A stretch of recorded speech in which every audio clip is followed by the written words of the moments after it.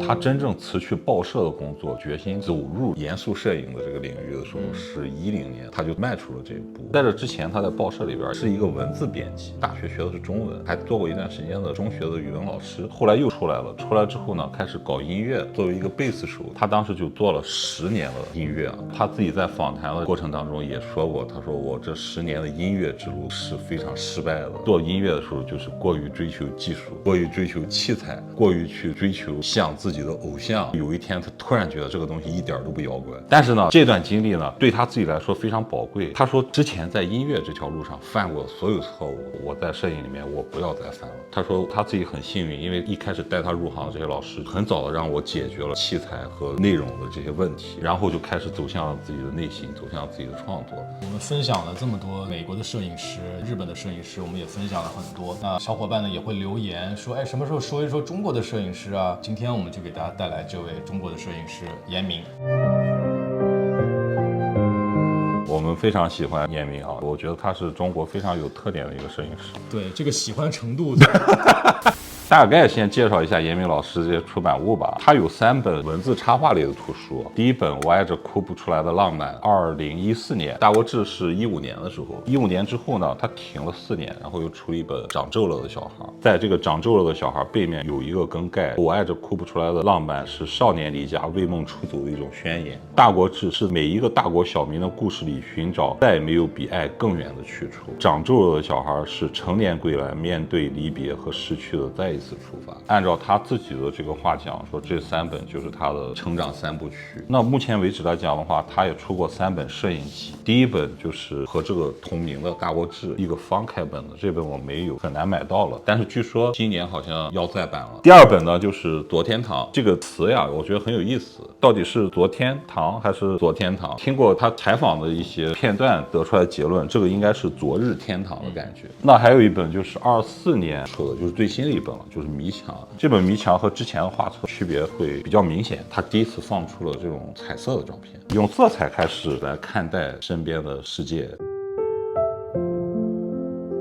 严明是用一台禄来的那种双反相机嘛，比较轻便。因为他早期作品就是他在拍大国志这一系列作品的时候，他其实是走了非常多的地方，从重庆、四川去过东北，去过内蒙，去过河南，去捕捉这种人物的国家的变迁。严明的作品非常有特点，当然了，就形式上也具备他的特点。首先黑白方构图，再一个就是他在审美的趣味上呢，也有一些他自己的观点在里面。但是抛开所有这一切啊，我觉得他很根本的不一样的地方就是它这个东西既不是纪实，也不是很当代。而且我们之前在说，就是你在看一个摄影师的作品的时候，你要看到画册呀，然后看上他们对那个画册的编排啊，什么照片和照片之间的呼应啊。但是严明作品很奇特，他基本上都是一张作品自成一体，就能讲出来一个事情。他自己在访谈当中提到过，他说我不喜欢命题作文，他可能很多东西是由感性先出发的。这里边我们无从知道啊，是不是有一些画面是在他做记者那个期间就已经获得了一些作品。他自己有讲过，就是他大部分的作品在辞职之后才产生的。其中有一年他说特别过瘾，从1月份一直拍到年底，那年就完成了非常多精彩和经典的一些作品。就比如说，就这张也会反复被提到过嘛，就这个大叔，然后文花这个，还有很多，比如说这个下班的米妮，可能都是在那个时间段，就是他刚从朝9晚5的工作走出来，奔向自己的理想的时候那种兴奋。其实这个大国志他自己也有提过，他说我并不是想去给国民做一个画像，但是呢他怀揣着一种情怀呢，他说我也拍不出国外摄影师那种隔岸观火的那种效果。所以说在这个时代里边，别人都很怕不够西方，不够现代，但是我特别怕不够中国，不够古典。我觉得他的作品复杂的味道就是夹杂在这2种情感之间的。那我们看到严明的作品，你往往就会第一时间链接到魔幻现实主义这个词上，但他好像又不仅停留在这样一个空洞的名词解释。不是的，我当时好像听他解释过这张照片，当时是在一个矿山，有这样一个山头，他当时就很惊叹于盖墙的这个人，他为什么可以盖得这么不循规蹈矩的，但是这个东西看上去又是很合理的。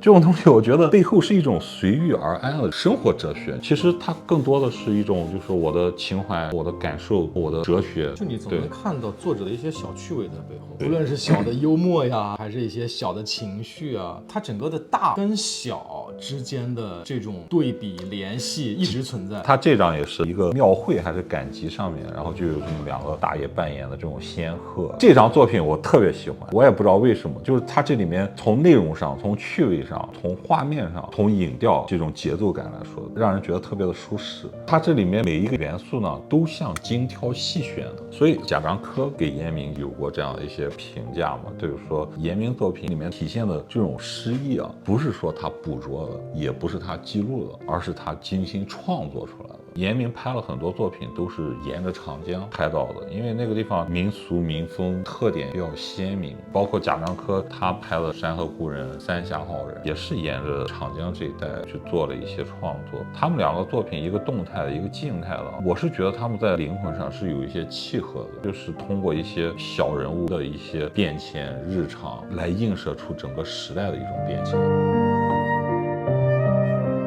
继《大国志》之后呢，第2本画册就是《左天堂》。《左天堂》呢，我觉得就是他已经褪去了那种刚踏入这个行业的这种兴奋劲儿了，所有的作品呢看上去更加的沉静一些。包括这个，我觉得挺像他会感兴趣的，特别是文字上的这种。他自己有解说这个照片嘛，这好像是一个废弃的监狱。他说他其实不是特别想用语言去传达一个概念给别人，但是他又觉得这个东西太妙了，他就恰巧就在那儿了。而且这张图片就是在网络上迅速就窜红了。有没有可能他自己写的？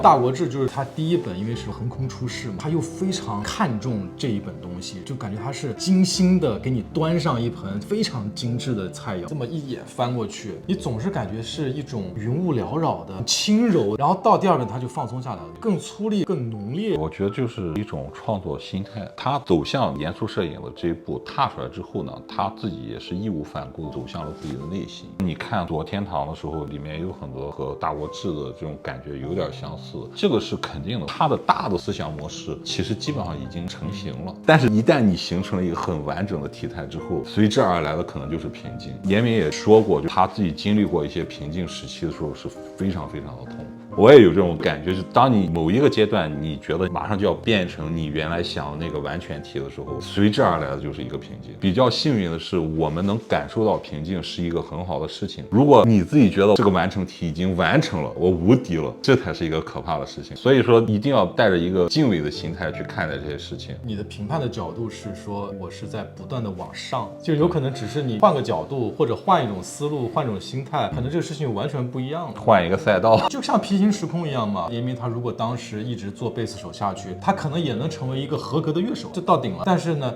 他换到了摄影的时候，突然发现还有更大的一片空间等着他。从这个角度上来说呢，我就觉得严明也是很幸运的，他找到了最适合自己的这样一种语言。至少现阶段，相比较于他之前的那几段经历，那摄影这段经历可能带给他的收获可能就会更多一些。那他摄影的道路上有没有所谓的偶像和导师啊？他没有提到过。为什么我就觉得他的东西特别难得？我觉得他的东西是从他自己身上长出来的。如果硬让我横向去看的话，第一个就是我觉得他东西和罗伯特·亚当斯有一点相似的东西。罗伯特·亚当斯用的也是这种黑白构图呢，也是趋近于方形的这种构图。他通过这种大的景致反映了环境的变迁、社会的变迁。但是呢，严明的东西呢是通过景、人物、事件来反映了一个大国小民的这样一种变迁。在这个层面上，他们俩是有一点相似的。但是罗伯特·亚当斯呢，就有点像命题作文。就是他会带着一个项目去拍，而且你看他这个东西的时候，你会感觉到就是西方人的这种逻辑，东方的这种哲学里面呢，他就会有一种感性。再一个就是，其实他和布列松有一些东西有一点相似，他用单张的东西去诠释他的一个概念。他的东西有一个很显著特点，他虽然在拍摄这个作品的时候也是在场的，但是他更加主动的去调配和安排了这个画面的一些元素，契合他心里边的那个画面。左天堂这个画册发布之前呢，19年出的长皱了的小孩，他这本书呢是他中年对很多事情的一种感受，特别是他父亲在那个阶段过世了。这张照片为什么就选择当封面？当时是他爸爸拿个手电筒在旁边给他打了个光，然后他拍下了这张照片，他就说这是爷孙3个人共同完成的一张作品，他认为。然后在拍这张照片的时候，他父亲已经去世了，公园里边斑马呢也被人毁坏了，刚好那个夏天呢，他儿子手也摔断了。他自己有提到过，这张照片就有点像是创造的。他整个长皱了的小孩里边讲了一个很核心思想，就说这个世界上其实没有什么大人，我们都是长皱了的小孩。就你能感受到他对那种少年心或少年梦是非常非常的敬畏。这本文字书出完之后呢，才有了这本《左天堂》。他在拍摄的时候，很多时候就是在不断的去寻找少年时候的那种画面或者感受，因为他是安徽定远嘛，他有一张特别著名的作品就叫《小镇青年》，就是有一个土洋的那种小伙子，然后手插口袋，让严明给他拍了个照片。他拍完那个照片之后，他就有点像森山大道拍完那个丧家之犬那种感受。他突然看到这个照片的时候，他就觉得看到了自己。我们在说他在观察时代的变迁嘛，他对其实很多东西都特别的敏感。就比如说我如果要拍一个画面的时候，这个时候飞过来一个这种无人机或什么，我会觉得这个东西它不入画，我可能就放弃这个选择了。审美只是一种外化的东西，但是严明他就会有他自己一种解读，就是你会看到时代的变迁，他没有拒绝过这个东西，他也会看到新的东西融入进来，这是个不可抵挡的一个趋势嘛。这个思路呢，可能很多人都会想到，但是你有没有这个天赋或者有这个能力把它转化成作品，我觉得这个是最关键的东西。